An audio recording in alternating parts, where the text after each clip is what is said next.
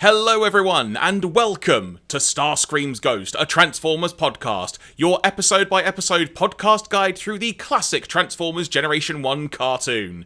I am Jeremy Graves, and joining me, as per usual, as we continue our epilogue, as it were, when it comes to the Transformers G1 continuity at this stage in our podcast plan that we have laid out and ironed out and such, my good friend in crime, Mr. Andy Hanley. Good sir, how are you doing today?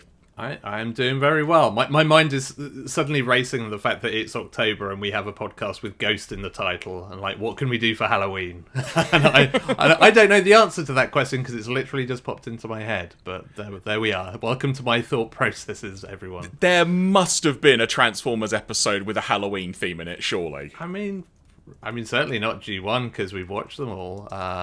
We can, in fact, say that with some assurance now, can't we? Yeah, exactly. And like, I remember the comics, had a very famous cover with Starscream as Santa, but I don't think he ever did, Halloween stuff. I don't think he ever had a pumpkin or anything. No, never had a pumpkin spice latte or whatever. They didn't really have those in the 80s, though, so... Okay, I feel the need to point out, I just googled the words Transformers Halloween episode. And of course, there was a TF Wiki link, so I've clicked on it. And it's loaded up the page, which is simply called Halloween. Let me read to you the first paragraph of this page. Halloween is an Earth holiday in which humans dress up in strange outfits that make them look like other people or things, then demand sugary offerings from their neighbours. It is usually celebrated on October 31st, and is a ritual to celebrate the end of summer, which started in Ireland many centuries ago, though it has evolved significantly since then. There you go. Well, I didn't know about the island thing, so I feel like I've learned something today. So, I know, right? There is that. So, in terms of... this is a divergent topic to begin with, but I'm not fussed. So, actually, you know what? Before I carry on, I will say, folks, this episode... going to be a bit different than normal. As we go along, it's going to be a lot more visual focused because we are going to be focusing today primarily on the Season 3 and 4 DVD extras. We did this before when it came to the Season 2 extras. This time I've got the UK DVD, which if you're watching a video version of this, I'm holding in my hand right now up to the screen. And we're going to be checking out some of the extras, including a quiz. So we will have that to look forward to test our, or let's face it, Andy's Transformers knowledge, to see how well he embarks on that. So, if you're listening to the audio-only version of this, if the runtime looks a heck of a lot shorter than normal, chances are there's actually more content you can watch on our YouTube channel on this very episode, because it will be an extended version of it. So make sure you go onto YouTube, search for Starscream's Ghost Podcast, you'll find our YouTube channel, and you'll be able to watch this episode accordingly. But back to Halloween, Andy. Yeah, back to the important business of this episode. So, according to the TF Wiki, here are the following sections they have on this. Section 1, Fiction, with the following subsections. Legends Anthology, Energon Cartoon, Animated Cartoon, Revenge of the Fallen Film, Rescue Bots Cartoon, Rescue Bots Academy Cartoon, Transformers Social Media. Okay, yeah, that makes sense. I'm looking forward to the non-fiction section. Well, this is where in some ways, this might be fun for me to actually try and screen share in a second, but we also have Section 2, Toys, which is Universe 2003, Disney label, Hello Kitty cross Q Transformers, and Botbots, excuse me. And then there's just general merchandise, which is Collegeville costumes, by Season Inc., Disguise Inc., and then a notes section accordingly. Yeah, but no G1 fiction. Right, hang on. I'm skipping right ahead, Andy, to what the Hello Kitty ones are. Give me a second. Yeah, I feel like I'm at least dimly aware of these. A, because like everything has a Hello Kitty crossover at some point, and B, I feel like I have seen or heard something about these in the past. Right, let me see if I can quickly make this work on my machine here. You guys probably won't hear this in the edit, but bear with me. Yeah, and while you're doing that, I am upset that we didn't get any kind of like G1 Halloween episode, because like you can substitute kind of candy for Energon and have some kind of like, I don't know, Cosmos going door to door asking for Energon or something. I feel like they missed an opportunity there. Okay, who would be your Halloween Transformer if you had to have one? Would it be Cosmos, the one going door to door? I mean, I mean, if you want all the candy, you probably want, like, Devastator or something. I don't know. That seems like that would work quite well. I always think from the Autobot point of view, Cliffjumper would be the one just to go and give me your candy. Yeah. I mean, Cliffjumper would definitely be up for that. Right, so here goodness. is the Transformers Hello Kitty Halloween. I need this, Andy. I'll make sure to try and put this like in our graphic on the podcast graphic. So if you're looking at it on your phone or listening to the audio version, you should be able to see that. Excuse me, on the graphic on screen. I really like that. Something. That is quite amazing. So released in 2015, apparently. I approve. So if I quickly scroll back, so what other Halloween-looking costumes? Night Prowler versus Waspinator. So this is from the Beast Wars slash Machines line of things. Which that's like actually pretty cool, I've got to say. Yeah, that's quite decent. It's funny, actually, talking about Beast Wars and Beast Machines, we did actually get a question on our YouTube channel whose name escapes me off the top of my head. I'm really sorry, I'll try and look for that in a second. But we did actually get a comment asking any chance of us covering Beast Machines and or Beast Wars, and chances are at the end of this episode we might delve into a little bit what may or may not be coming up next when it comes to the podcast. But honestly, I've never seen Beast Wars and or Machines. In fact, it was the username BotBoyVersus. That was a question, so thank you very much for that on the YouTube channel. But I've never seen Beast Wars or Beast Machines, but it's not very easily accessible from my point of view. Like, I don't think it's streaming anywhere specifically. I don't have any DVDs of it, whereas when it comes to, say, like the Japanese Takara series, I've actually got all the DVDs of them, so that's how I could potentially watch those in a heartbeat, as well as, obviously, the rest of G1 and whatnot. But what about from your point of view, Andy? Have you actually ever embarked on Beast Wars or Beast Machines yourself? No, it never really caught me. It was kind of, I think because I'd sort of dialed out of Transformers by that point, and I've always been a bit of a G1 traditionalist, very Old Testament, I guess you could say. Like, anything kind of subsequent to that, I wasn't one of those people like frothing at the mouth on the internet every time they changed it, apart from the Michael Bay films maybe. But yeah, none of them ever really kind of grabbed me as like, I was very much, I liked the Transformers that I liked and never really branched out beyond that. So what else do we have here? We have Leatherhide versus Black Arachnia. That looks pretty cool as well. I love that colour scheme.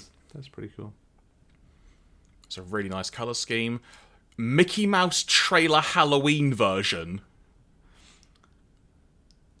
Which looks a lot like it's a pretty similar molds to the Sanrio thing here. So. Look at the shoes! The shoes are very good. Those are incredible! So right, what is the full description of this? So, Halloween Mickey Mouse is a redeco of the Mickey Mouse trailer done up in orange and black and was exclusive to 7-Eleven stores in Japan. That's interesting. The robot mode features a variety of Halloween-themed paint applications, such as a jack-o'-lantern face and skulls on its torso, and spider webs on the trailer kibble. That is actually what it says. I thought we were talking about dog food for a second. The little Mickey figure has a blue face and red eyes. These are pretty cool, actually. We've got Donald Duck's Halloween version. Yeah, so that I'm into. That's pretty cool. That looks really cool. Oh, this is bad for my wallet potentially. We looked at Hello Kitty, just part of the third Bot's Halloween Night series. All right, that just looks cool. I like that. Yeah, simple but effective. And then we've got. Wait, what? How? Do you know what? I'm not even going to ask. Like, sassy versions of Optimus Prime and Bumblebee for adult women as Halloween costumes. I mean, it's a bit of a stretch, but oh, well, there we go. Well, that concludes that discussion, then, folks. I guess. So yeah. So it's yes, like I say, the primary focus of today, before we got into Halloween talk, is we're going to be focusing on the season 3 and 4 DVD extras. So what I am going to do now, and we will see if I can do this successfully in the edit. Again, you probably won't notice how much of an awkward thing this is going to be for me to make sure it works. So what we have got now, folks, is this is the final disc. I know it says Volume 10, but it's essentially just the last disc of the Season 3 and 4 set, mainly because that's where the bonus features are, and that's obviously what we're primarily going to be looking at here today. But for the purposes of discussion, if we look in the episode selection bit, this is what the menu layout is like. In terms of this actual disc, Andy, not a bad selection of episodes, in fairness. If you wanted one disc from season 3, arguably, this is probably the best one. Yeah, that's a pretty solid lineup. So we venture back to the main menu. In terms of audio setup, I've not actually delved into this too much. We have got Surround 5.1 or 2.0 as options. I wonder what the Hasbro Pulse episodes would have been. I'm assuming just 2.0. Yeah, well, because I seem to recall, I don't know if this was the case with all of these DVDs specifically, but there was definitely a point in time where not only did they do a 5.1 mix, but they added a bunch of extra sound effects and stuff, which people were not fans of. And I think I might have mentioned in an episode, like, one of the Hasbro Pulse episodes is that version for whatever reason. But yeah, most of them were they stuck with the original stuff. So what's in bonus material? This is arguably why we're primarily here today. So we have got character profiles, DVD-ROM content, fan art gallery, footage from Auto Assembly 2004, and a quiz. Should we start off with some character profiles, Andy? Yeah, let's see who we've got in here. So, Rodimus Prime. I might as well read this out for the purpose of the primarily of our audio-only listeners as well, but let's see if this description, Andy, matches what Rodimus actually was in Season 3. Charged with the impossible task of replacing a legend, Rodimus must do the best he can to lead the Autobots. Overcome with feelings of inadequacy in the face of his task, Rodimus is also weighed down with guilt at the thought that Optimus Prime died because of something he did as Hot Rod. Rodimus is indeed a tragic figure, who, no matter what he does, will always come off as second best to his predecessor. Accurate. Yeah, also pretty harsh. It's not like, he perceives himself as second best. Like, no, he's not as good as Optimus Prime. Sorry. It's just like, okay then. Who's next? I was gonna say, surely Ultra Magnus. Ultra Magnus is a soldier, and a darned good one, but he's uncomfortable giving orders. It's a weakness that doesn't seem to make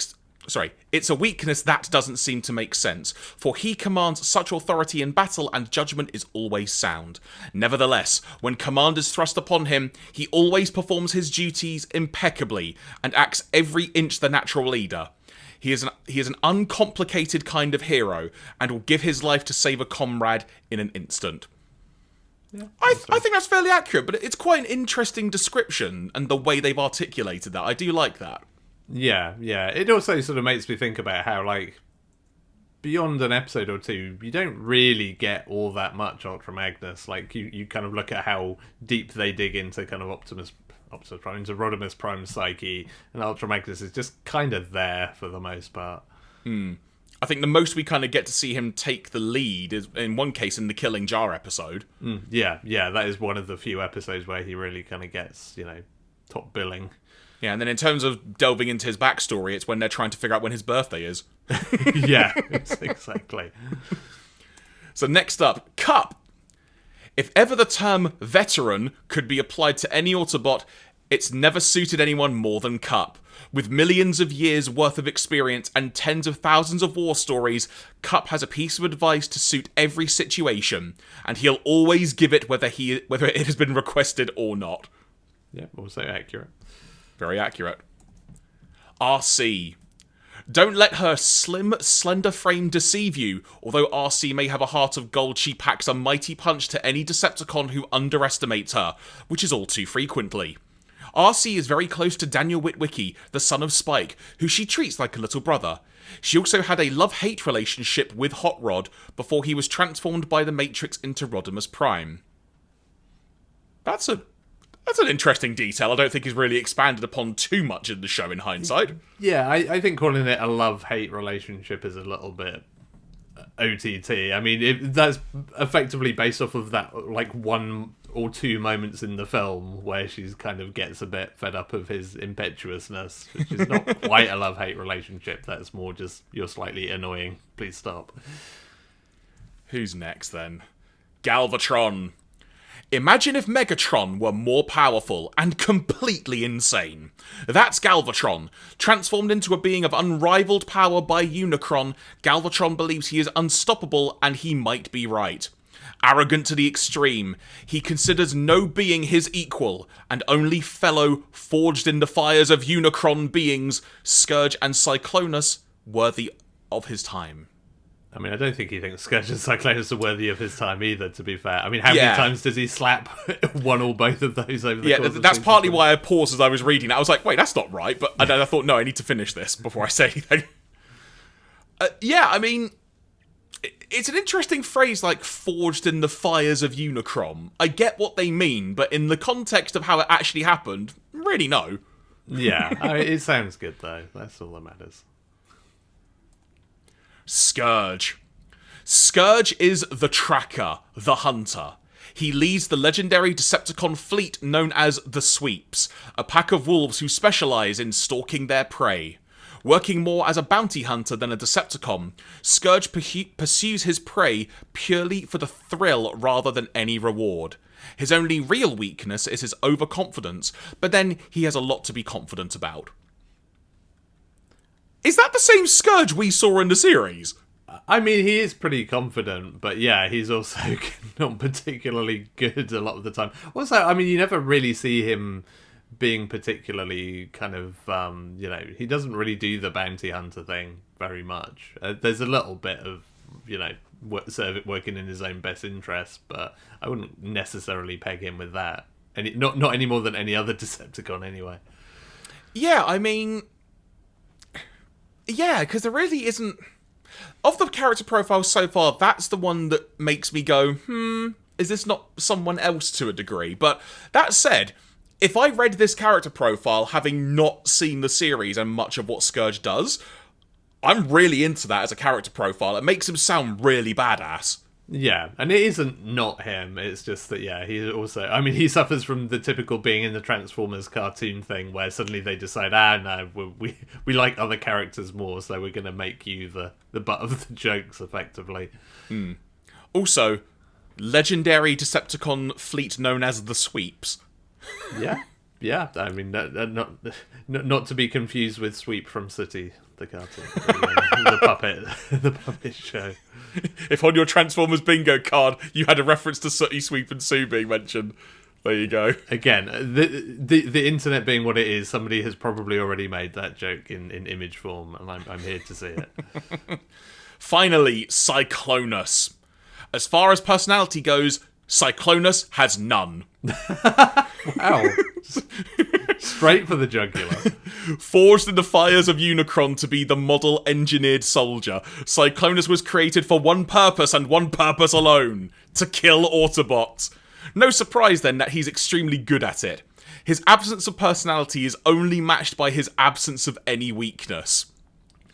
Just really digging on the lack of personality thing. Like, did we mention these? Also, I mean, again, that doesn't really mesh with like the G1 cartoon, because like he has a fair bit of personality. Like, his personality is getting things done, but I mean, he has more.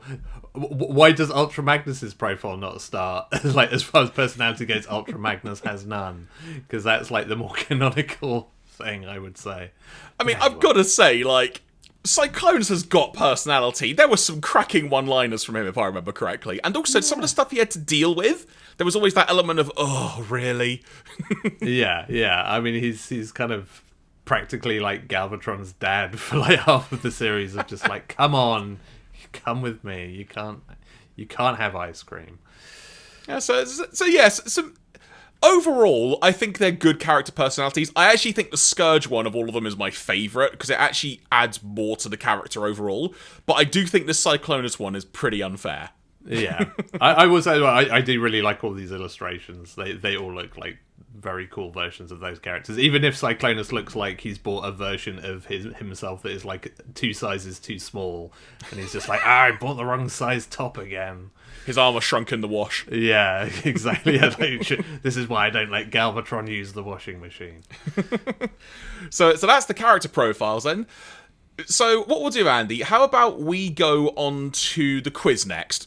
Yeah, let's do the quiz. Let's embark on the quiz. Now, I don't know how many questions there are. I don't remember how many there were in the previous ones. I want to say at least 10, maybe 15. Yeah, it was something like that. Let's see if this quiz also actually tells you if you've got the right answer or not. Because I seem to recall at least one of these was just like, we probably got it right. I don't know. So, the menu. Oh, there you go. So, just the menu restarting. So, quiz. Welcome to the Transformers Season 3 and 4 quiz. Are you ready to test your knowledge? I mean, there's no button, so I guess we're going to have to. Start.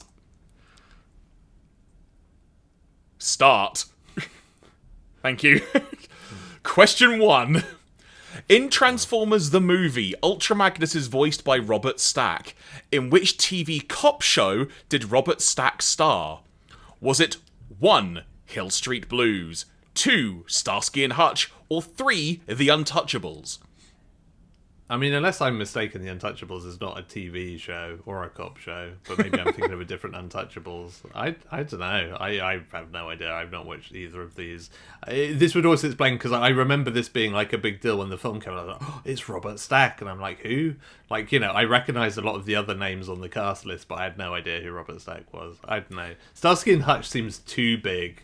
But maybe, I mean, I don't know, like Leonard Nimoy, Orson Welles, etc. So maybe it is that. My gut feeling is that it might be Hill Street Blues, but then maybe that's not big enough. Yeah, the only one I'm actually aware of in terms of being a TV show, honestly, is Starsky and Hutch. But I'll defer to whichever one you want to go to, because I literally have no idea. Yeah, I know. I feel like Hill Street Blues was like more of an 80s thing, and Starsky and Hutch was 70s, so maybe if that was like the hot ticket at the time, maybe Hill Street Blues. I'm probably overthinking this now, but let's say Hill Street Blues. Right, so Hill Street Blues? Doesn't tell us if it's right. Okay, fine. Let's just assume that was right. Question 2. In Marvel UK's Transformers issue 100... which injured Autobot does Optimus Prime, tell his story to? Was it Outback, Swerve, or Rollbar? It was Outback. Some very cool artwork in issue 100, and they had a big spread cover across the front and back that was really awesome. Question 3. What year marks the 20th anniversary of Transformers in the UK? 2003, 4, or 5? See, this is where it's tricky, because in the UK, like, does that then make it 2005? Because I feel like they launched in the US in 84, but I don't know if they came to the UK at the same time, or whether that was like into 85 by that point. I must have been like about 5, or kind of 5 going on 6 when I had my first Transformer, but that doesn't mean that's when they debuted. Yeah, and I guess from the perspective of this question, what are they considering the debut? Because it could be, is it toy, comic, cartoon? In terms of the context of the question, it is incredibly broad, but one would assume it's whichever element of the franchise landed first. Yeah, and I would assume it was the toys first. I mean, I still suspect it's maybe 2004, but I would not be surprised if it's 2005, just because of the usual gaps to these things happening. Which one do you want to go with then? Let's say 4 and see what happens. Okay. Question 4. Frank Welker, who voiced Megatron and Soundwave, played one of the characters in Disney's Aladdin. Who was it? Was it Iago, Abu, or Carpet? God, I don't know. I just want to say Carpet just because it's a really funny answer. Now, Iago was the bird who was voiced by... there's a well-known comedian whose name has escaped me that passed away earlier this year. I cannot remember his name off the top of my head. Was like on the Howard Stern show, was like one of the other backup people. His like cameos, I seem to recall people would share because... Oh, is it Norm Macdonald, or is that something? No, not him, another one. Oh, the voice... I might have to quickly search for this and just hit pause for a second. Hang on, bear with me, because this is going to annoy me otherwise. I feel like we should have been looking up these answers as we went anyway, because it seems like the actual disc is not going to tell us. So, right, Iago... Gilbert Gottfried. Oh, yes. Like, he was indeed Iago. Yeah, and Carpet is a carpet and doesn't have any lines. So on that basis, I'm gonna go with Abu. I mean, does the carpet not talk in Aladdin? Like, it's a magic carpet. Maybe it does. I have no idea. Abu seems like the more sensible choice here, but we're spending far too long on this question, but I don't care. This is funny. But yeah, the carpet doesn't have any dialogue because it articulates through gesture what it's trying to say, and the genie interprets a lot of what's being said. Yeah, it's been a long time since I watched that. So let's say Abu, because while you've been doing this, I've also been checking up all the other questions we got wrong. Robert Sackett was The Untouchables, because apparently that is also a TV series. Oh, okay, so we're doing good so far, then, is what I'm hearing. So yeah, so we got that one wrong. Is that the only one we got wrong, or yeah? Who knows? I mean, the Outback one I'm comfortable about. Oh, so yeah, the Marvel UK comic launched in September '84.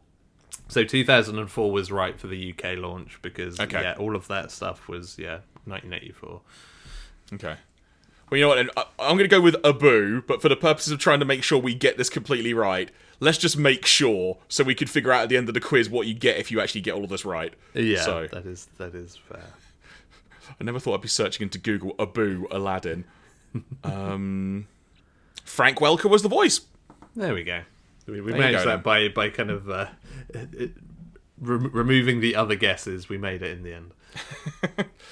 Episode 5, question 5. I'm too used to doing the show now. In the episode Masquerade, Optimus Prime and the Autobots pretended to be what group of Decepticons? The Constructicons, the Combaticons, or the Stunticons? Now, first of all, this was not a Season 3 episode. No, I feel like we had this before, didn't we? Where like these quizzes don't necessarily pertain to the episodes that were on those discs.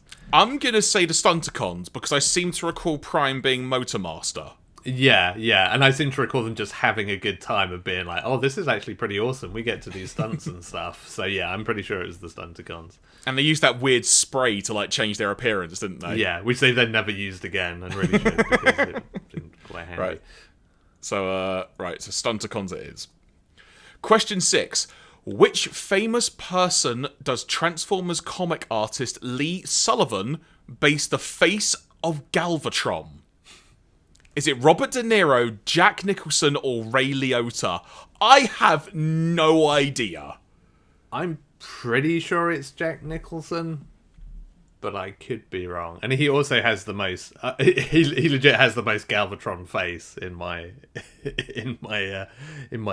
estimation. Want to go Jack Nicholson then? Yeah, I think Jack Nicholson. Okay then. Question 7. Corey Burton provides the voice for which Decepticon? Shockwave, Cyclonus, or Scourge? Goodness. I will say I've just looked it up. We did get the last question right. It was Jack Nicholson. So there we go. So by process of elimination, Cyclonus' voice actor, we found out during one of our TF Wiki dives into one of the latter episodes of Season 3, I think it was, that Cyclonus' voice actor had passed away. Because the voice changed a little bit in the last episode or two, I seem to recall. Yes, yeah, that sounds right. I don't recall saying the name Corey Burton. Yeah, that's... And I just don't know who the voice actors were for Shockwave or Scourge. Yeah, I can't... That is very much a... I mean, I feel like he was around for the entire run, which, I mean, could mean he voiced other characters. I tend to think it might be Shockwave, because I feel like that is definitely a name that's been on the cast list since Season 1, and given that these guys are Season 2 and 3, I'm just going to hedge my bets that it might be Shockwave. Well, I have looked up the answer very quickly on my phone, so I will let you decide what you think the answer is, and I will tell you what the answer is. Yeah, I'm going to guess it was Shockwave. Correct. I mean, I feel like this could also be one of those trick questions where it's like, haha, it was all of them. Who directed Transformers the movie? Jay Bacall, Tom Griffin, or Nelson Shin? Nelson Shin is director, I believe. You sure? Yeah, I'm pretty sure. Yeah, because Nelson Shin is kind of the head. Like Bacall is like executive producer. I don't know who Tom Griffin is, so I'm going to say Nelson Shin. Okay, so Nelson Shin. Question 9. Which Marvel superhero guest starred in the first Transformers comic story? Was it the Hulk, Spider-Man, or Iceman? That's easy. That was Spider-Man. So, fun fact for you. I've been, like, deep diving recently into, like, just a lot of comic reading, just in general, like, in some of my spare time.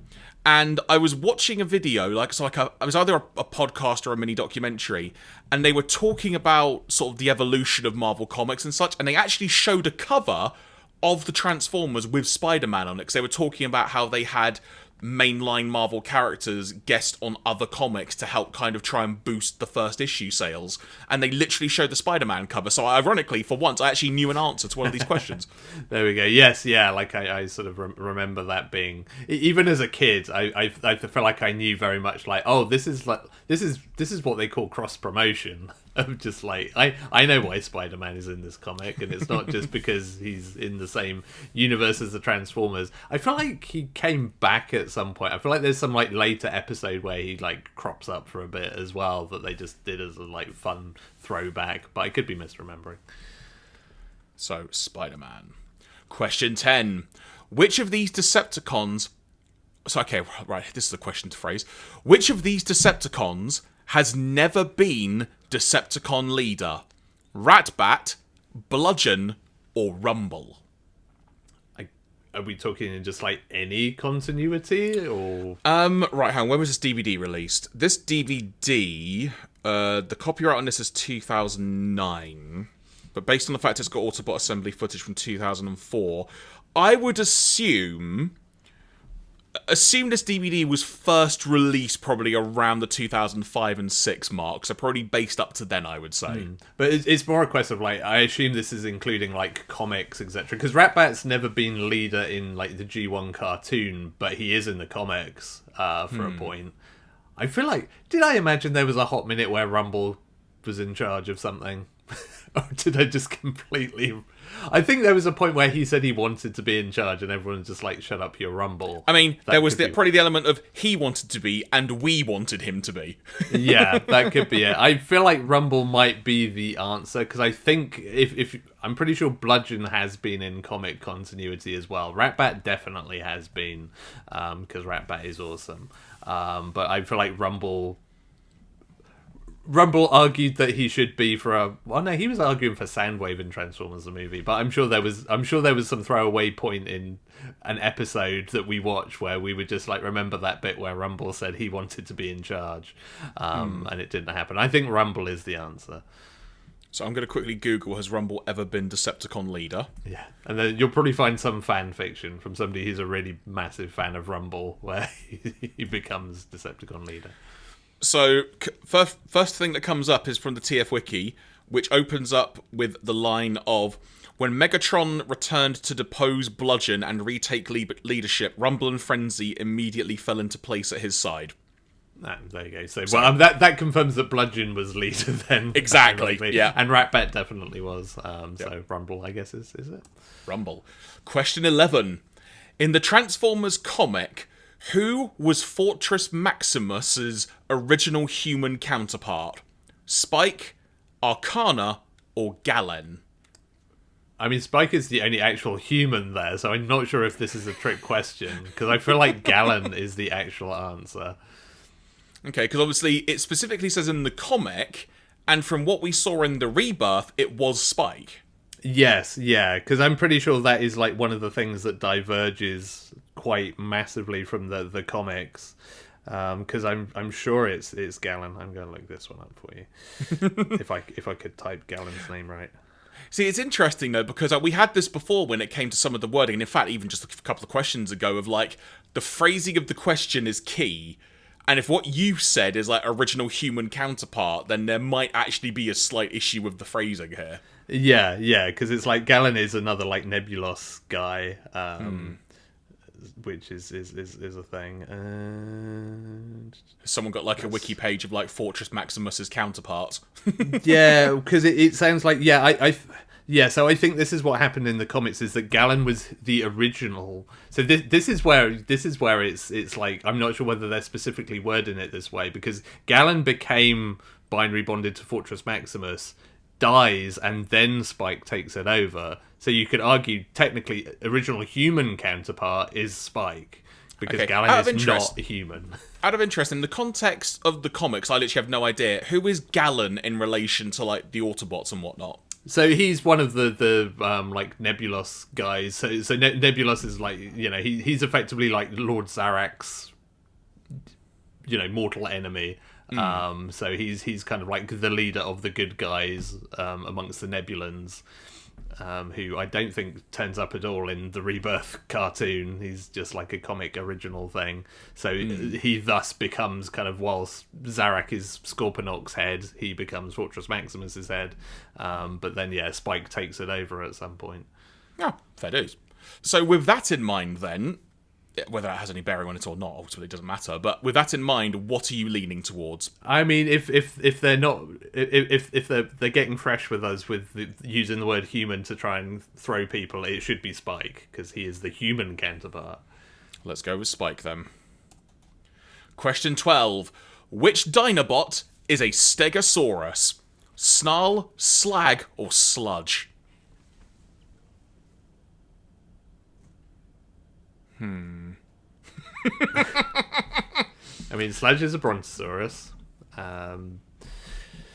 Slag, or Slug as he's known, is a Triceratops, and Snarl is the Stegosaurus. Yeah, that checks out. It sounds weird. I just had that moment of, I don't remember.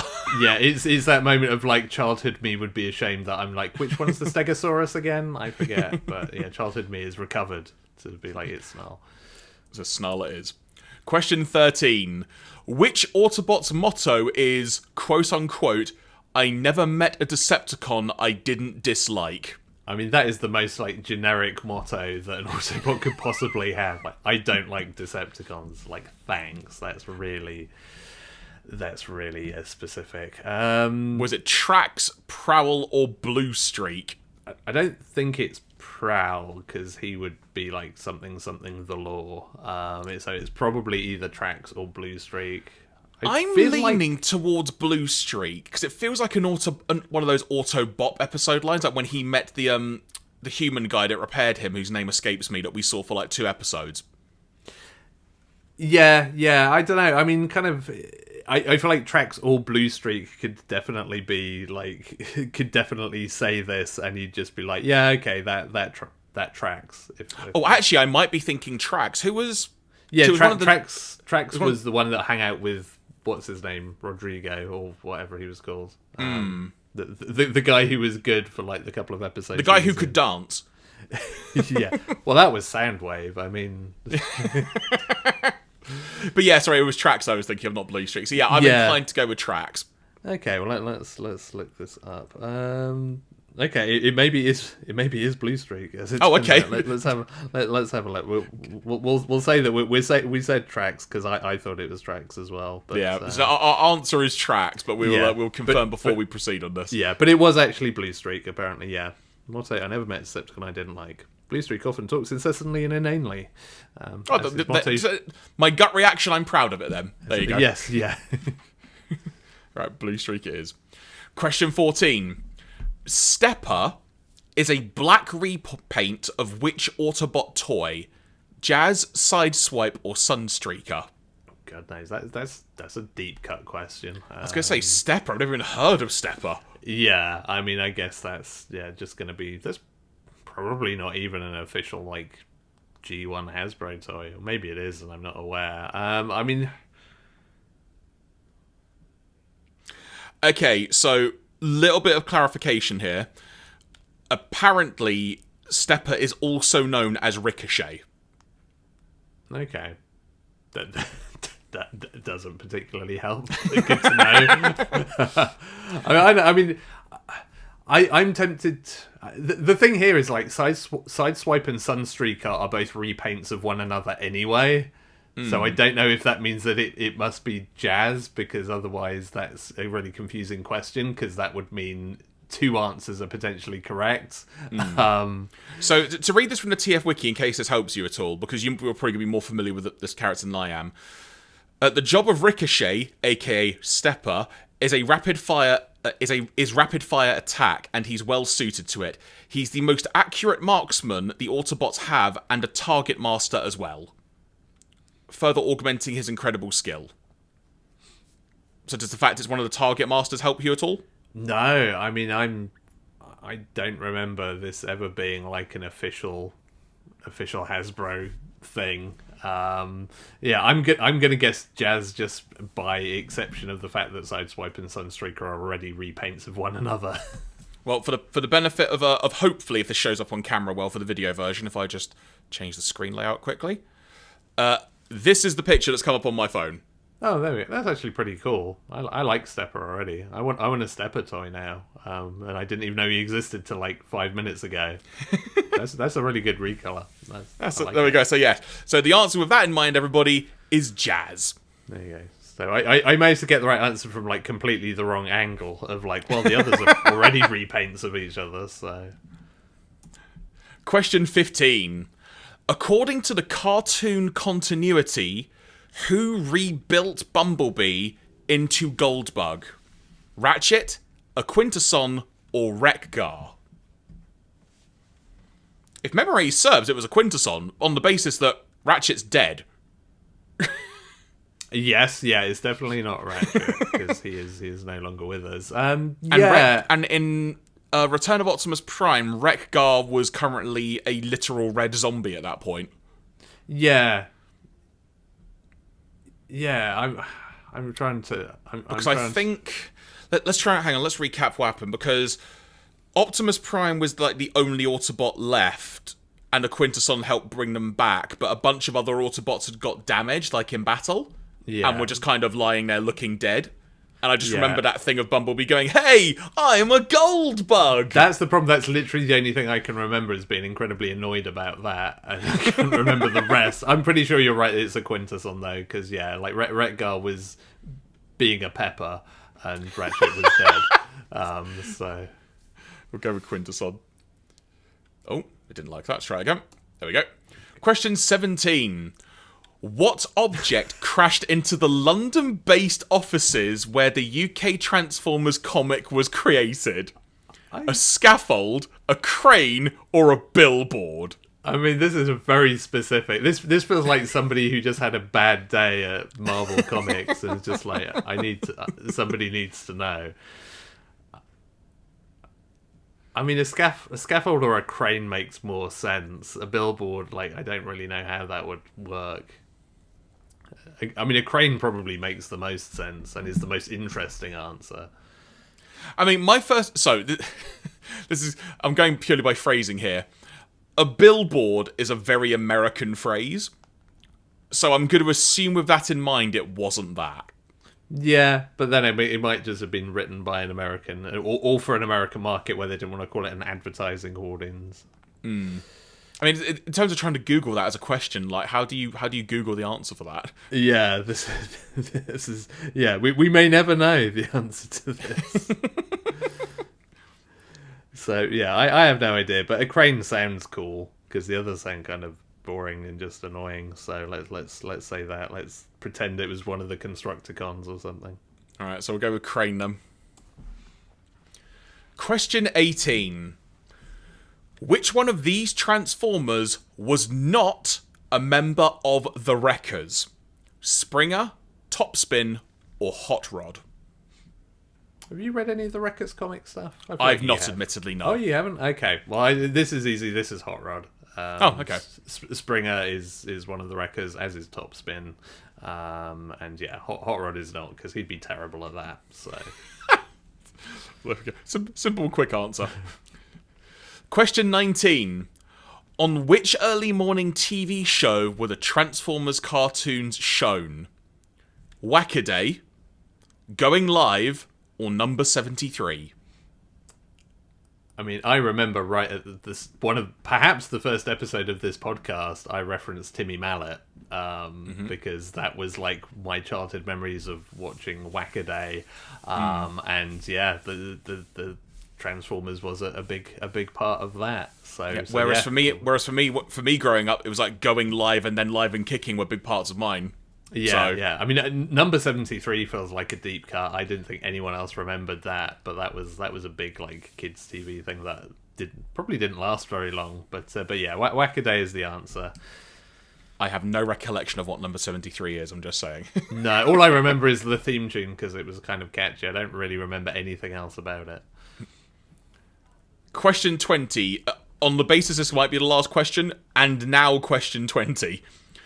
Which one of these toys is the taller Defensor, Scorponok, or Metroplex? Holy crap. So, I mean, I had Defensor and I had Metroplex, and now I'm trying to, like, remember in my mind's eye which one of those two was taller. I mean, I feel like... See, part of me feels like Scorponok would be taller, but, like, Defensor is a combiner, so you've got, like, you know, several toys stacked up. But they were never quite as big as you thought they would be. So, I feel like even Metroplex probably a little bit bigger than Defensor, and Scorponok's got big scorpion bits. So I think Scorponok is probably the tallest of the three. Again, we will probably never know the answer to this one, so I'm not sure that's easy to Google either. But I'm going to guess it's Scorponok. Our final score is 17. Okay. The matrix of leadership is within our reach. Well, that's... and what does that mean in the context of this? Because I've got no other option to move the cursor. So. Yeah, no, that's it. Well, because we failed, because we haven't got all 20, that's it. Oh, that's it. All right. But yeah, so I mean, I know we got the Robert Stack one wrong.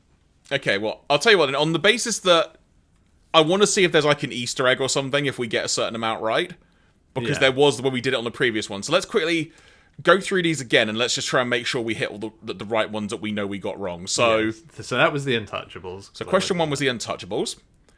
Question 2, Outback. Which one? Sorry, that was Outback. So Outback. That was 2004. Was correct with that one. We went Abu with that one. The episode Masquerade, Stunticons. You said Jack Nicholson. That is Jack Nicholson. Yeah. Then we said Shockwave. Yeah, Shockwave. Yeah. Nelson Shin. Spider-Man. Rumble. Yeah, Rumble. Who did we go for in this one in the end? We went with Spike because Human came apart. That was Snarl. Oh, it was. That was Blue Streak. That was Jazz. The really cool looking Jazz. It was very cool Jazz. Quintesson. Oh, try it. Alright, that was weird. The second time we did it on that question. Yeah, I wonder whether that's broken. Yeah. So that we have no idea. We guessed a crane, so I guess. Not a Wrecker was Hot Rod. Wackaday. And we said Scorponok. We both said Scorponok. So we got 18. We got one more right. Yeah, so that was... So it's potentially likely then the crane answer could be wrong for all we know. We just have no idea. Yeah, and probably the tallest Decepticon one, the tallest toy one, was probably the other one. Okay. Well, I will tell you something then, because I don't know if it's the actual Easter egg, but I've got a feeling it probably is. So, when I was prepping this, for want of a better way of phrasing this, everybody, I dove deep into the back end, as it were, of what was on this DVD, if you were. I had to look through it on the computer. And hidden away on this disc, despite the fact this is part of the Season 3 and 4 DVD box set, is the episode Dark Awakening. Okay, but I mean... So, what that then means is, when you look at the episode listings on this particular disc, you get The Burden is Hardest to Bear, The Return of Optimus Prime 2-parter, The Rebirth, and hidden away on it, Dark Awakening. That's not bad for a Season 3 disc on its own. I was going to say, yeah, again, this just sells you even more on the idea that, all you really need is this disc. So don't know if that is the Easter egg. I'm going to assume it is. So yeah, spoiler, but that's what it is, by the look of it. That would make sense. So, from there, Andy, why don't we delve into some fan art gallery and see what's on this one this time around? Yeah. These were a delight the last time we looked at one of these. So. Right, so fan art gallery. So first of all, we have... I can get the cursor to work. There we go. First of all, we have the winner of the Transformers DVD.com art competition in the age 15 plus category. That is an awesome image of Galvatron. That is very cool. It looked for a moment like he was holding like a meat bun or something in his hand, but I think he's just being kind of angry, which is what he does. Just holding a rice ball or something. He's very fired up about it. The winner of the art competition in the age 9 to 15 category. That is very definitely an Optimus Prime. So diplomatic with your answer, Andy. This is just a general piece of fan art, which looks really cool. And is that...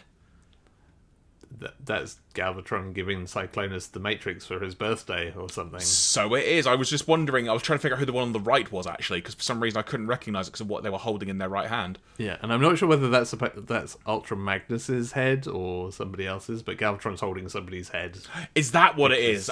It might be Ultra Magnus now you mentioned it. It would make sense because they have a bit of a thing going on. Mm. Cool piece of art there. Yeah, that's pretty cool. Oh, that's a model that someone's made by the look Yeah, that's a kind of crazy, weird Galvatron model thing, which is pretty awesome. It's kind of like a super deformed Galvatron in a way. Yeah, plus like next to the actual toy there, it's just also cool. Also, gotta say, I love how ridiculously large the arm cannon is. Yeah, I mean, it's kind of it's canon. Oh, that's really cool. Name those two. I mean, that's Skids and... I don't know. I'm trying to think who the other one is. That's going to annoy me now. But either way, it's a cool image, though. Yeah, I do like Skids. He's a Subaru. That's good. Ultra Magnus there. Pointy Ultra Magnus. Oh! Yeah, that's interesting. That is a cool concept. So that is Galvatron... Rodimus? Yeah, and Ultra Magnus. Yeah. That's a cool concept for an image, though. I like that. Yeah, also reminded me of the time in the comics when Megatron and Ratchet fuse bodies. Wait, that's a thing that happened? Yeah, there's a weird, like, antimatter, like, teleporter accident, and yeah, it ends up like half of Ratchet and half of Megatron's bodies get fused into this very gruesome thing. It's pretty late in the comics run, but even as a kid I was like, oh, this is horrible. I don't like this.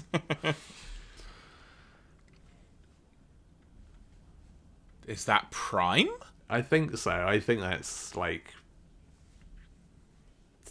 maybe some like post G1 version of him, or just some like reimagined returning Optimus Prime. Looks really cool, though. Yeah, it does. My first thought was that DevCon, but I mean, it doesn't. Yeah, it does look a little bit like him, but maybe it's just like an original character or something. Because he sort of has like some bits of him look like Galvatron. Like his legs are sort of a bit Galvatron. He's got a little version of Galvatron's gun, but yeah, who knows. That's a nice image of Prime. That's a cool Power Master kind of Prime.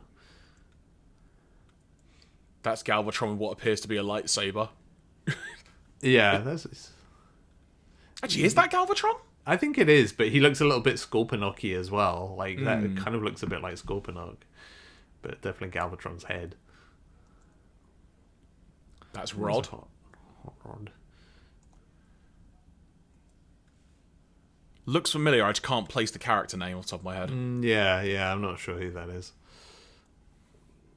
That's cool. Yeah, Bumblebee and someone. And generic human A. and Eren Yeager from Attack on Titan was my thought there. When did Attack on Titan first start publishing? I'm just trying to think, is there any possible correlation here? After this, so no, I'm going to say no. Starscream in a forest. Starscream in the forest of solitude. There you go, gone to visit Omega Supreme. Frenzy! Kneel before the Decepticons. I don't know why he has the Uruguayan flag, but... And that's actually the final piece of art as well, so that's a great image to end on. Yeah, and end with frenzy. That's what we like. Well, there we go. So what I'm going to do now, for the purposes of trying to show this off as well as I can, so what I'm going to do now is there was some DVD-ROM content on this, Andy, which, for the purposes of trying to demonstrate what's on it, I've just managed to upload a couple of the files into the back end of my software here that we're using. So, there were some desktop wallpapers that were included on this disc. Would you like to see what the desktop wallpapers were in a variety of sizes? I miss the era of DVDs having like desktop wallpapers hidden away from them. When desktop wallpapers was a really big deal. It's like, guess what we're giving you. I don't think anyone ever cared, to be honest. But yes, I very much want to see the desktop wallpapers. So I can reliably tell you that each of the images I'm going to show you are on the back, are hidden on the disc in the following sizes: 640 by 480, 800 by 600, 1024 by 768. 1152 by 864 and 1280 by 960. Okay, yeah, that's pretty much. Those were pretty much the sizes of the time that scans. So first of all, we've got this. Okay, yeah, I mean that's solid. Like I see some like hidden Autobot names in part of the background for some reason. This is clearly somebody like who learned how to use layers in Photoshop and got very excited. It's just like, look what they made. The next one we had was this. Okay, yeah, fair enough. Why have they still kept like the Autobot names with the Decepticon logo? Like you still got Superior, Defensor, and Blaster in there. I mean, it's just a palette swap, isn't it? Yeah, but you'd have thought like just go into that layer in Photoshop and just change the text layer. But anyway. And then the third one, this. I mean, that's, yeah, someone got very excited about the stuff that they learned to do in their art program. That is like the peak mid sort of 2000s desktop background of just somebody just using all the techniques. That's a lot.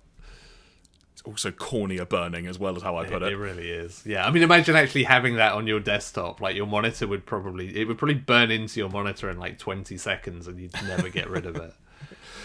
So next up, Andy, there are. Hang on, how do they phrase it on the back of the box? So let me read this. Print and cut out kids masks.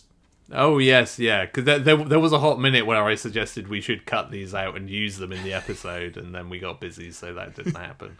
Probably for the best. There are 4 on here. What do you think the 4 might be? If you had to take a stab, like what do you think they may be? What could they represent? What are you thinking? Cosmos? No. I mean, I'm going to assume. Normally I would just be like, okay, well, I guess it'll be just like Galvatron, Rodimus, etc. But considering they keep like referring back to earlier seasons, it's like, have they done? Optimus Prime Returns, right? They've got an excuse to make an Optimus Prime one. Correct. There we go. That's pretty good, actually. They put some effort into that. So do we get Megatron as well, or do we not get Megatron? No Megatron. Okay. But Galvatron. We get Galvatron. Even by Galvatron sounds a very angry Galvatron. I know, right? So I guess we get Ultra Magnus, do we? So this is where the curveball is. No more characters. Oh, okay. So is it just Autobot and Decepticon logos then? Yep. Okay, that's fair. That's perfectly reasonable. Yeah, really simple. But I love the little. I don't know why. I love the fact there's just the pair of scissors on there with cut along the dotted line, just very clearly labelled. It's the classic thing. So there you go. So there are the masks that were included, which again on the disc it's pretty cool to see. If anybody wants to hit print screen on that part of the YouTube video and like print out those masks, then that's probably a copyright issue. So please don't do that. But if you do, send us a photo. So additionally on this, there are also, which I can't get into the back end of this unfortunately, but there are some scripts on here and cast lists for various episodes, which is interesting to see. Yeah, that's cool. I've been very much enjoying watching people like collecting and buying up scripts from various episodes of late, which feels like a thing there's been a sudden kind of glut of. There was a whole bunch that seemed to go up on eBay that I think some people just like clubbed together to buy to make them publicly available, which I'm all for. Like, preservation of this stuff is really cool. There's also the scripts for each episode of The Rebirth. Okay. Of which one of them says as broadcast on it. There's a heck of a lot of scripts in here. Let's see if I can quickly isolate what we have. We've got Transformers mini-series Day 1. Oh, so that'd be the Five Faces of Darkness, I guess, based on that then. Yeah, that would scare. Opening dialogue on tape, VO. It's the year 2005. The Great Wars are finally over. Yeah, that sounds familiar. Day 2, Day 3, Day 4, Day 5. Killing Jar, Chaos, Dark Awakening script. Is there anything you want to know about this episode? Pardon me, wrong button. So, so Killing Jar, Chaos, Dark Awakening. Forever is a Long Time Coming. Starscream's Ghost. We have our script of this. We could do our own dramatic reading. Thief in the Night. Surprise Party. Madman's Paradise. Nightmare Planet. Ghost in the Machine. Noted on here, as recorded, dialogue script. Web World. Wait, we might need to delve into this script here. Again, another dialogue script, as it were. Carnage in C minor.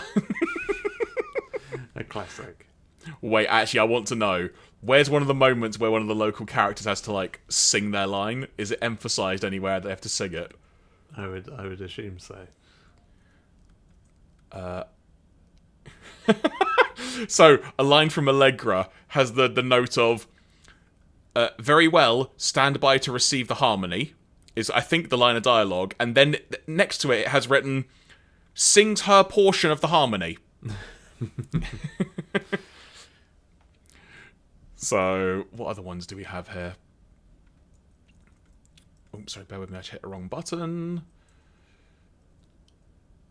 So we have the Quintesson Journal, The Ultimate Weapon, The Big Broadcast of 2006, Fight or Die, which for some reason I don't remember what that episode is, The Dweller in the Depths, Only Human, Grimlock's New Brain, Money is Everything, Call of the Primitives, The Face of Nijika, The Burden Hardest to Bear, and both the Return of Optimus Prime episodes. So that's all of Season 3 and 4. That's literally all of their scripts. Yeah, did we mention the Rebirth as well? Was that I think they're definitely on here as well. Okay, yeah. So I guess they got the full. Of which two of them apparently are document files. Oh, okay, cool. Actual Word document as opposed to just a PDF. Fair enough. Not sure if that was intentional. Elsewhere on this, we also have, rather amusingly, there's just a couple of WAV files, which is the intro, it says, to the DVD, and also just the transition FX, like the eye catch. Yeah, I mean, there are worse things to have access to as a WAV file. And then we've also got synopsis for a few of these as well.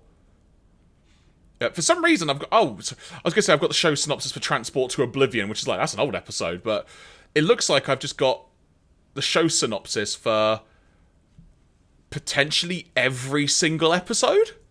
Okay, yeah, I mean, that would make sense. So yeah, every single episode, which could have saved me a whole bunch of time trying to figure out what they were each time, but there you go. Hindsight's a wonderful thing.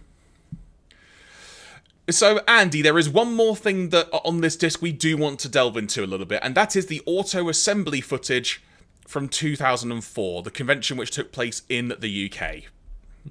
Let's see what awaits us. Hi there, you're at the Auto Assembly 2004 convention at the Britannia Hotel in Birmingham. My name's Overlord from the Transformers.net. I'm here to have a good time, like everybody else, and spend lots and lots of money on our chosen pastime and hobby, which is, of course, the legendary robots in disguise, which we've all grown up with from the 80s right through to now. There's lots of trans fans upstairs, hoping to have a good time, like me, spending a lot of money, and obviously there's a bar as well. You're watching this on the Metrodome Season 3. This is the most British intro, by the way, it's okay, Enjoy there's the a show bar. afterwards as well. And now all that's left to say is till all are one. See you on Cybertron. Let's go and have a look around upstairs and see what's going on. Let's hit pause for a second on that. So, I've just got to say as well, right, that he mentioned in that intro, I think, spending money 3 times. I get the impression he's spending a lot of money. I mean, I have been to a Transformers convention, and I was very much looked at quizzically for the fact that I did not spend a lot of money there. Oh, really? Yeah, because everybody was just like, it's like any kind of convention, right? People go with a budget, and especially there, you know that there's going to be like a retail floor, there's going to be like a dealer's room. And so, yeah, I was just there to kind of enjoy the ambience and look around as somebody who does not really kind of collect Transformers these days. But yeah, like everybody else was just, bags of stuff. And whenever you sat down to have a break, it'd be like, oh, what have you bought? Like, showing their wares. So yeah, plenty of money changes hands at these things, I can confirm.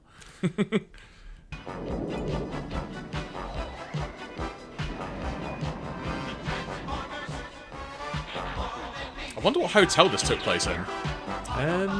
Yeah, I think they showed a brief plate of it at the start of this bit, and I didn't see. I think it's like a Metropolitan Hotel.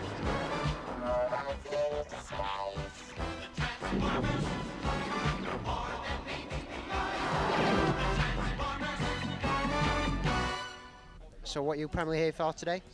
I'm here for to pick up some DVDs, look around, pick up the Transformer vibe, just enjoy the day really, man. The whole Transformer thing, man. The Transformers vibe. That's a Signing phrase. select crisps. Well, interesting. First time I've ever done that. Watch as a child tries to figure out how to transform the toy. What you bought today? Anything special? Well, I just got 3 Transformers for a tenner. I think I got Jetstorm, Beast Wars Laserbeak, and Transmetal 2 Spittle. So, Cool. And who's your favourite Transformer? Jazz is far superior because he turns into a Porsche, and he has shades. You got to love the shades. Fair. Back at Auto Assembly 2004 now with the legend that is Simon Furman, the one, the only. We've got some questions now from Metro's fan forum and also the Transformers.net. They're going to post to Simon. So first, Simon, how are you? How are you enjoying the convention? Yeah, great as usual. Very busy morning. We've been selling Transformers Ultimate Guides. We've been on a panel doing a Q&A. We've been wowed by Wally Wingert and his verbal acrobatics, and yeah, it's been great. I'm just going to post some questions to you now that were written on the internet from a load of fans. Firstly, how did you become involved with Transformers? My first involvement was for Marvel UK. I was just a jobbing freelancer looking for script work when I was sort of invited into the office to talk to Sheila Cranner, who was editing the new, at that point, Transformers comic. They were running out of they were running out of US material to reprint. So what they needed was some UK material that was generated by UK creators, and that was where I came in. I did a story overview for a thing called The Enemy Within, and I was off and running.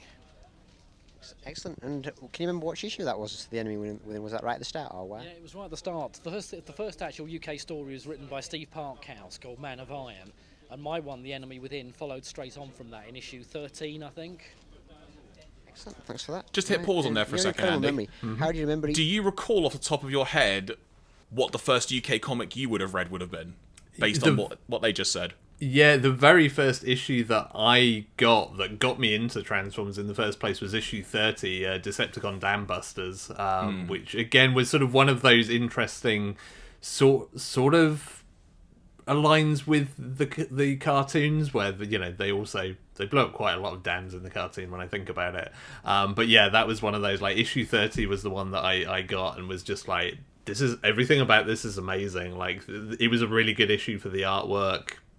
It was a really good story, and like all the character stuff was really cool. And then yeah, I kind of went backwards. Like I don't remember the Enemy Within off the top of my head. Like the whole kind of Iron Giant, whatever they called it, like story. I remember that because it's super creepy and kind of slightly nightmarish for a kid, which again, it was just like, that was the Transformers UK vibe. It was always, the UK stories were always a bit more grown up and mature than the US stuff, and I think that was kind of why I loved it. But yeah, like issue 30 was my starting point, and then I kind of worked both forwards and backwards because it's suddenly like, Mom, I need to get these other 30 issues that I've not read yet, which to be fair, they kind of collected in like, collected volumes of like 5 or 6 kind of issues, in sort of one book. So I kind of ended up getting them through that back in the day, which took a while to come out.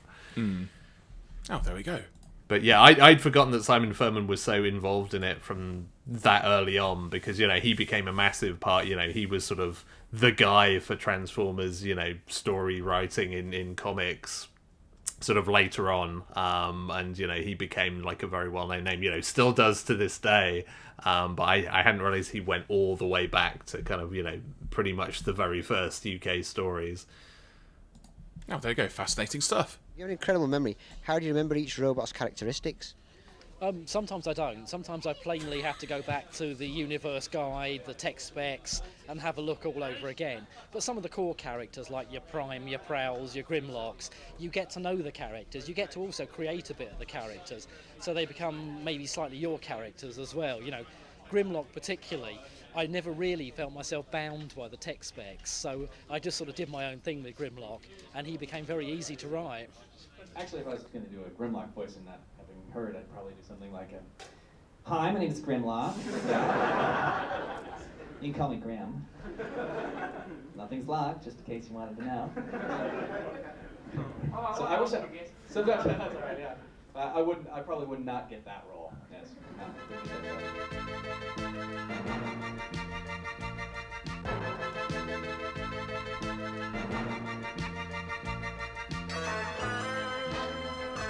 Wow, that's a blast from the past.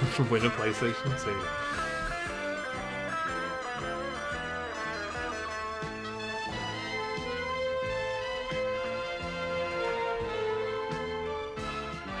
Oh, that's some great artwork there. Yeah.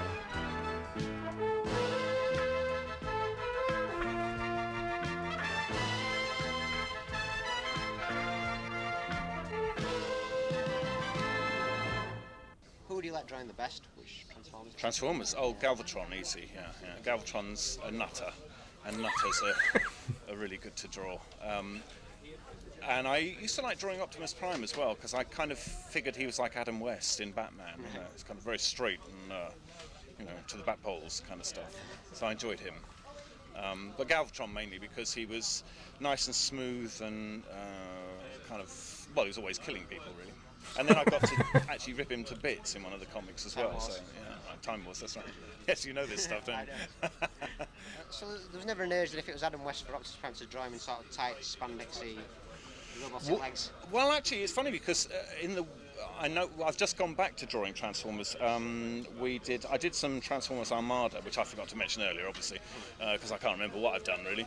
And I've also just done a comic for Wild Fur for the Atari game, which has got the Armada team in it, and they are drawn the way that the Transformers are drawn now by the American artists is completely different. Yeah. It's a much more blocky, squared up thing. They all have articulated finger joints. When we were doing it, we really were trying to make them look human, really. It was much that was what we were all trying to do, make them look as human as possible and flexible. It showed in the work, yeah, and it's well, thank you. But of course, that's not actually what they want now. They want kind of a combination of the two. So it's interesting to go back and you know, have another go. And I'm doing a cover for Second Generation. I've just finished doing that, and I've done that in the new style as well, but with the old characters. So. Just hit pause for a second there, because that is genuinely quite an interesting comparison point that they mentioned there about Prime almost being like an Adam West type character. I've never really thought of that, but that is a very good point, a very good point of comparison as well. Now you think about it. Yeah. I mean, it definitely fits. I'm disappointed he didn't mention the Jack Nicholson thing, just to prove that we got that quiz question right. But yeah, and I mean, it's really interesting, kind of talking about, you know, the way they illustrated those characters then compared to, you know, perhaps what some of the more modern comics liked. I mean, it's doubly interesting because I always felt like Lee Sullivan is the artist that made them look the most robot-like a lot of the time. Like they were always very kind of shiny and metallic and had a real like weight to them and kind of heft. So that's kind of an interesting comparison point to me, because yeah, I can totally see what he's getting at, but also like his designs and his artwork was often just felt that little bit more kind of mechanical than some of the other artists that really kind of went off-piste with, you know, not going too deep into that sort of, you know, them almost feeling like they're humans in robot suits rather than just robots. But it was genuinely like a quite fascinating little interview there, actually, and also just the way he was like, I don't remember half the stuff I've done, sort of thing. It's like cool, relatable, you know, human, you know. yeah. Well, that's the thing. Like, you know, I mean, all of the artists, especially, you know, were just kind of bouncing between multiple different comics and projects. You know, they weren't just like, oh, I'm the guy that draws Transformers. It's, you know, you're working across like Marvel's whole estate a lot of the time. You're kind of a gun for hire. So yeah, like it's amazing that some of these guys are sort of as associated with Transformers specifically as they are, because they've done so much stuff. It was also an interesting point, him mentioning about the difference between sort of when he first started doing Transformers and now, like, at that point when it was more kind of, you know, the blocky robot type design that he was emphasizing compared to the more human element that they would have drawn. It was just interesting just to see that acknowledged more than anything. Yeah, for sure. And also interesting just that, you know, he kind of is you know, still working with, you know, Transformers despite that change, which kind of, you know, shows that you're a pretty good artist if you're versatile. Definitely. Bought anything in particular? Anything special? Just a silver bolt, classic silver bolt in the bag, and I've got Simon Furman's book as well. Anything else showing up? Was just looking around trying to get some spare parts and stuff. Always looking for Fortress Maximus. I mean, I remember the one Transformers convention I did go to. They had a very expensive Fortress Maximus, and I was excited because I'd never seen one in the flesh before. Why do you say that? One of the first toys I had as a kid, had the gift set, and it's just a smart big toy. You still got it? Most of them, yeah, I finished them off today. Excellent. Did that cost a fortune? It cost me 50p for one of his arms and £2 for a fist. Well, that could be taken out of context. They're in the room behind me right now. Let's go and have a look.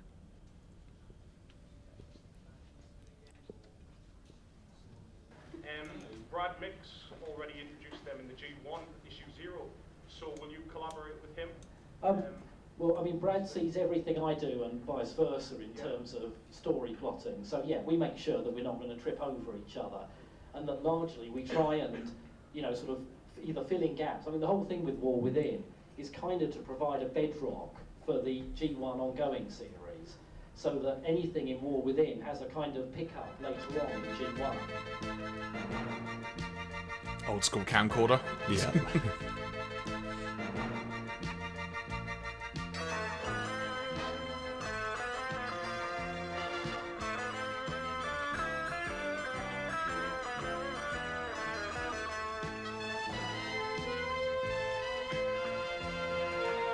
I want that sound wave. yeah, all the Masterpiece stuff is awesome.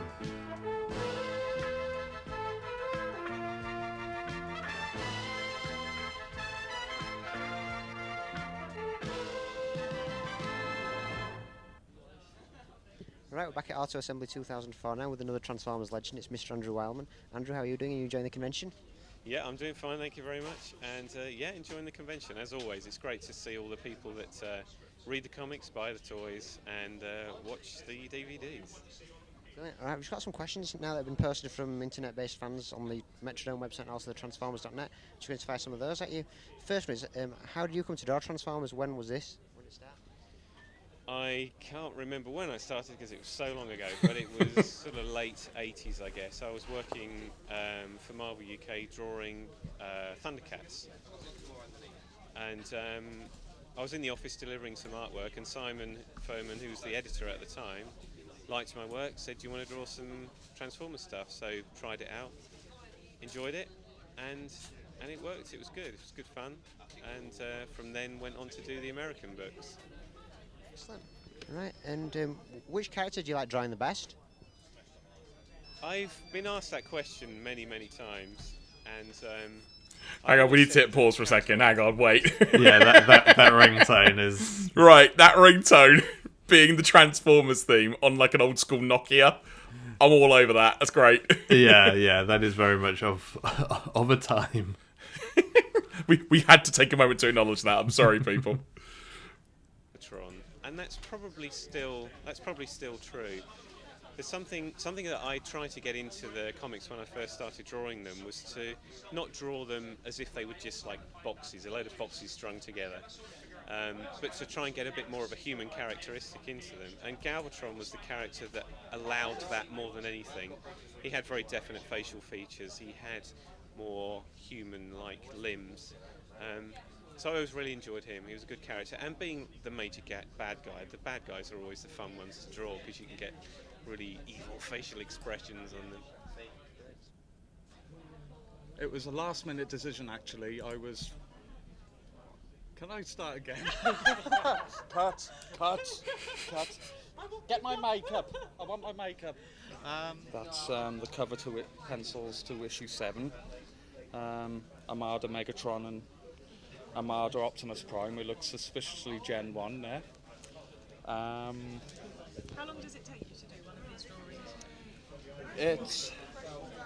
It varies really. I mean, a poster can take up to a day to do, and a strip page, like I should pick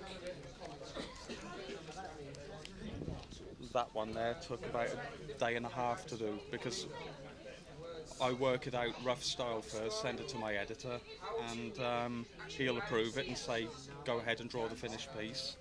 So just pencils alone takes me about a day and a half. If I was to ink that, you could add extra day onto that or something, you know. I'm not sure if that's a good professional rate, but but yes, this is the G1 Prime pre-coloured, the pencils for that. But no, I'm those pages are so dynamic. When I was young, I remember saying to my dad, you know, I would eventually love to draw Transformers someday, and he'll kill me for this, but in his strong Swansea accent, he turned around and says, "Oh boy, they probably won't be being published by then." And when they made their comeback, fortunately, they offered me some work on doing it, and I'm just really proud that my first published professional work is Transformers. Right, well, this is our insight into the Transformers convention, Auto Assembly 2004. I hope all the attendees who are watching this on DVD have enjoyed it as much as I have. It's been a brilliant day out, and everyone's thoroughly enjoyed it. Hope to see you again soon, and keep enjoying Metrodome's DVD releases. Thank you very much. Goodbye.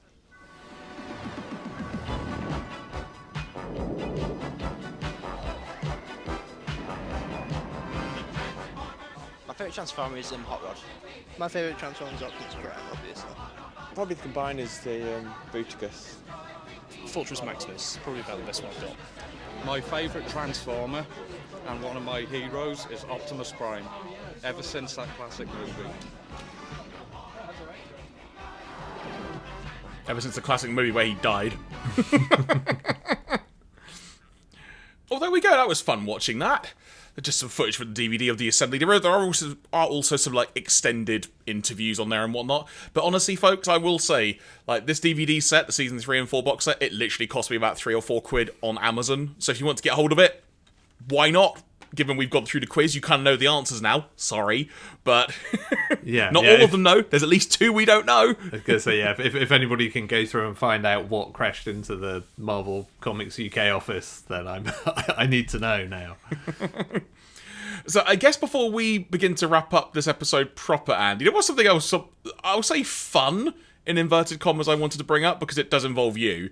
But we both got reached out to on Twitter by Twitter username ZakuFan0079, clearly a Gundam fan, by the name of Grant Ford W, who shared with us something from a Transformers Moments Twitter account, which was a contest, basically. It was to sort of just read this out loud. Many G1 toys were famously not available in the UK, and in an attempt to compensate, the UK comic ran a contest to let young readers, win a Triptychon in 1988. Now, what I'm going to do, partly not to give Andy more trauma than it's worth, because you're about to hear about, but so here is the image in question that was shared with us. And that is the details of the competition. And Andy, I believe you have a story about this competition, don't you? I mean, the story is really that I entered it and didn't win it, so which I'm sort of very bitter about. Because I mean, it was as somebody who religiously read the comics, they quite often did contests, and I must have entered like 2 or 3, but this definitely I had strong flashbacks of grabbing the nearest postcard and scribbling the answers and sending it off in the hope that I would win a Triptychon, and I did not win a Triptychon. I also saw in the responses to the tweet for this, people pointed out that this could arguably also be called a trick question, because you have to name the 3 Transformers. First one is easy because it's Blaster, second one is easy because it's Fortress Maximus, the third one is kind of almost a cheat because that is Dive Bomb's face.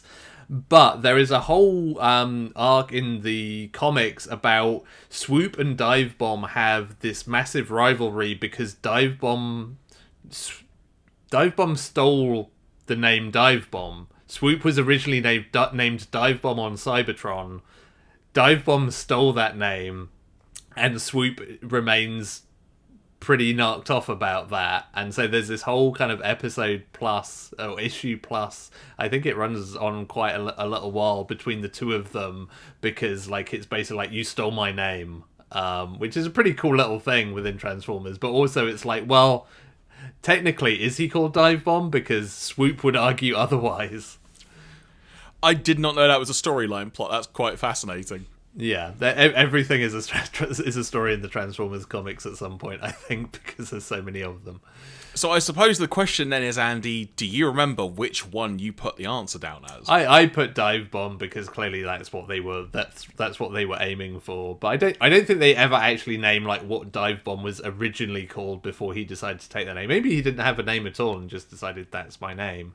And I guess it's not like here where you wouldn't get super upset if someone else is called Jeremy, but I guess on Cybertron, if someone else shares your name, it's that ain't no good.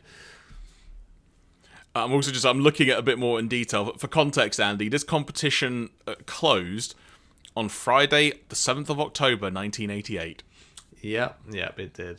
That makes me feel very old as well. But yeah, so that was 8-year-old me hoping that I would get a Triptychon, which I don't think I'd even really clocked at the time the part where they were just oh yeah, they're not generally available in shops. It was more just that's a big Transformer, I want it, I have a postcard here, my mum can get me a stamp, let's do this. Yeah, I wanted to bring that up just because we've not sort of touched on that before, as it were. So sort of something like that was a good bit of fun, and I assume that was just printed in the back of a comic, was it? Yeah, that was just one of their pages. It was probably part of their letters pages. That usually was where these things often turned up. You had Grim Grams, because they always had a specific Transformer that answered the reader's letters. I think Soundwave was the first one. Then they had Grimlock do it for a while. They had Dreadwing do it at some point. And they used to do it somewhat in character, so it was slightly stupid when Grimlock did it, but they didn't go too deep into that. But yeah, they had fun with those comics, I guess. Well, there we go, and I think on that note, everybody, we are going to bring this episode to a close. So in terms of what is next, everybody, the way this is going to work is we are going to dabble into the Japanese continuity, at the very least, a little bit. I'm not going to commit to the whole thing here, because I'm not going to speak for Andy on this, quite frankly. But what we're going to do, we're going to take some weeks off, because professionally, October is a busy month. With Andy's profession, I've got lots of other work bits coming up as well. So October is going to be a busy month, and we want to make sure we can, quote-unquote, enjoy preparing to watch Headmasters, because I don't know what Andy's going to think of it. And plus, there's technically sub and dub versions if we really want to go that far. But so what we're going to say is this. Come early November, we are going to endeavour to do at least another podcast or two where we'll cover some episodes of the Japanese Headmasters continuity. And then we'll see where we go from there. If at all, we may just sort of say, until next time, whenever we return. Who knows? We really don't know, to be quite honest. We've had some other ideas in the past of maybe other things we could try. Maybe there's some Transformers games that might be fun to try and check out if we can get the technology to work between the both of us. We've had some other thoughts and such. Obviously, there was the question we touched on the podcast about covering Beast Wars and such. It's not something we've really thought about, and like I said, in terms of being able to access the episodes, it's not as readily available for us, because like I say, I've got the Headmasters DVDs, so we can share those between us and make this work. But in terms of what else there is, Andy, we'll just wait and see. Who knows, quite frankly. But at the moment, that's what's next on the docket, is going to be the first few episodes of the Headmasters, and we'll go from there as or if needed. Yeah, for sure. And I mean, as somebody who as a kid was a sucker for the Headmasters toys, I was always kind of curious to check out. Like, I think I've seen an episode or two of that, but never kind of delved too deep into it. So yeah, we'll give it a look and see how it goes. Indeed. But yeah, so like I say, folks, probably don't expect another episode of the podcast to appear in your feeds before November, but that's just to give you a timeline. I appreciate this episode in and of itself was a bit delayed. That was partly because things came up in my life. Like, I lost my voice for about a week. That was fun. But I've got it now. That's why we managed to deliver this now.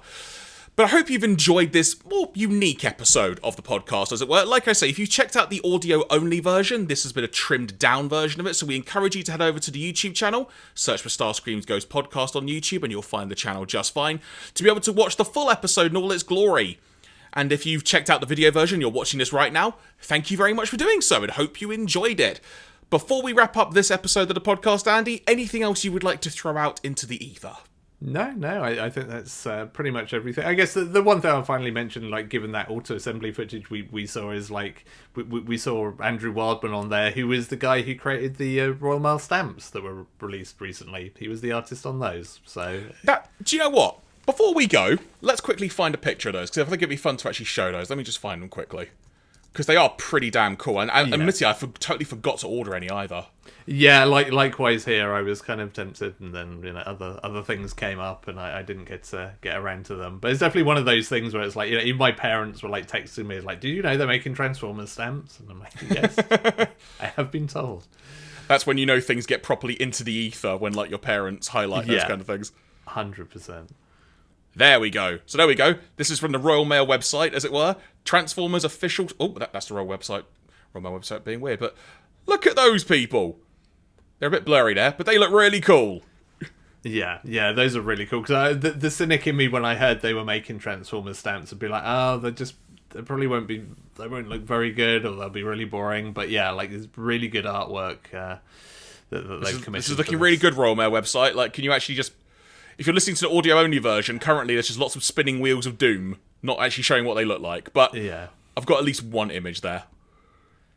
But sorry, I cut you off, Andy. Please continue. But I expected that they might just be kind of like quick and dirty, kind of, we just here's some artwork you've seen before. But it's very cool that they've commissioned proper new artwork for it, and it all looks really, really pretty awesome. Yeah, so we've got the traditional Megatron Optimus Prime. We've got Bumblebee and Starscream. It's a bit blurry, but I'm guessing Grimlock and Shockwave? Yeah, it is Grimlock, yeah. And also, kind of an interesting battle I actually really want to see now. I want to see RC and Soundwave. Yeah, RC and Soundwave with Laserbeak as well, just poking his head out there. Not Buzzsaw, annoyingly. There you go. They didn't get that far into the continuity, did they? Yeah, and then the Dinobot stamps up the top are all very cool as well.